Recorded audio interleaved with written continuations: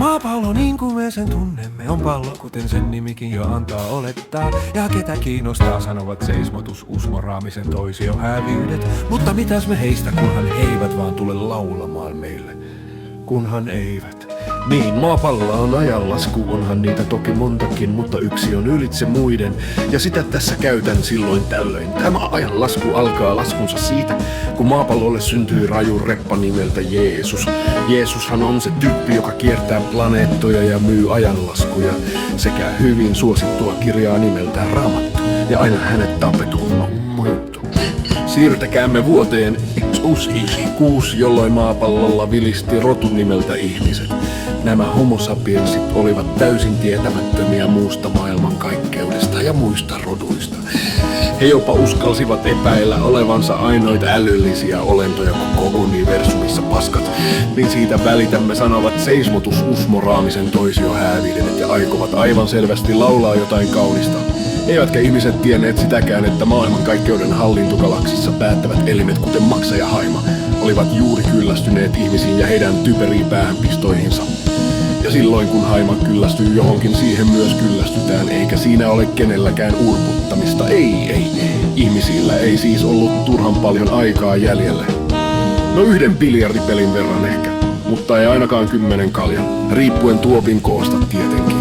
Ja juuri kun toisiohäävyydet aloittavat laulunsa, alkoi tämä tarina.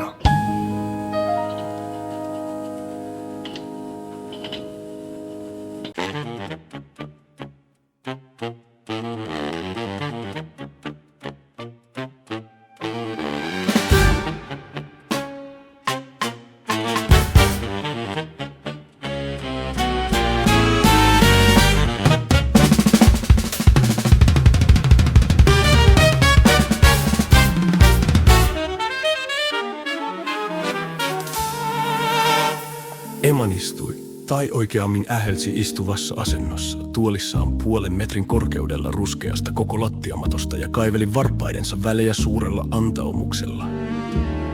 Hän sai tästä toimesta ilmeisesti jonkinasteista tyydytystä, koska hän hymyili kuin vain varpaitaan kaiveleva ihminen voi.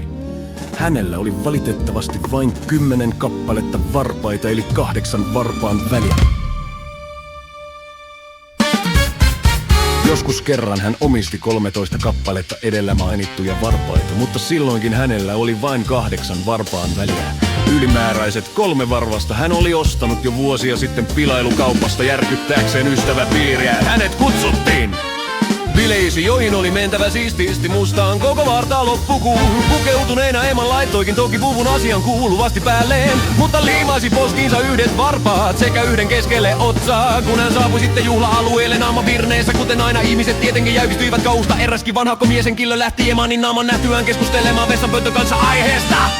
Kuinka ollakaan?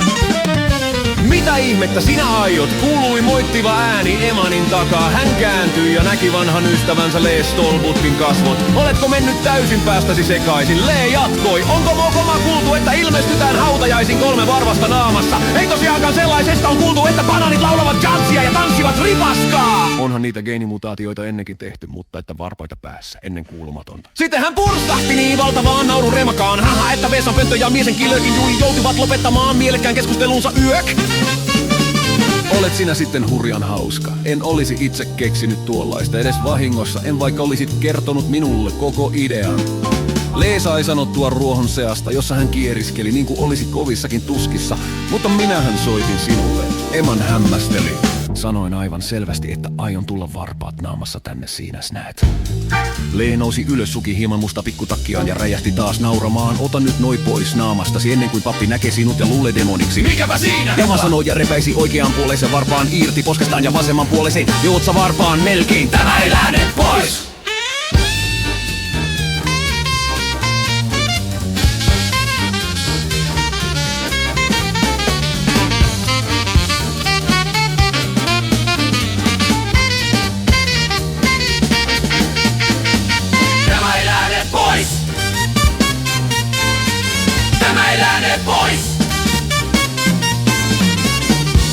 annas kun minä koitan. Tohtoristo on button ennenkin poistanut. Varpaita otsanahasta, ne ovat yleensä aika stimulantteja tapoksia. Nuo varvas virusiskut yhtäkkiä huomaamatta kulman takaa lentää varvas ja iskee uhriinsa.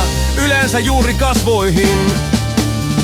Lea selitti samalla, kun yritti vetää kaksin käsin sitkeää isovarvasta Emanin otsasta. Mitä luojan tähden te teette, kysyi penkillä istunut vanha rouva. Ilmeisesti suuri ihmetyksen vallassa. Yritämme tässä poistaa isovarvasta tämän herran otsasta. Tokaisi Lea ja räjähti. Taas varvas ei kuitenkaan lähtenyt, mutta hautajaisjuhlallisuudet sujuvat siitä huolimatta aika hyvin lukuun ottamatta Leen tirkahtelua ja siitä, että pappi juoksi nähtyään Emanin suorinta tietä sisälle kirkon penkin alle, eikä tullut sieltä ulos ennen kuin hänelle pystyttiin vakuuttamaan, että Emania ei ollut olemassakaan. Seuraavana päivänä varvas sitten tipahti itsestään perun alastu pussi ja etsi sieltä itselleen uhrin.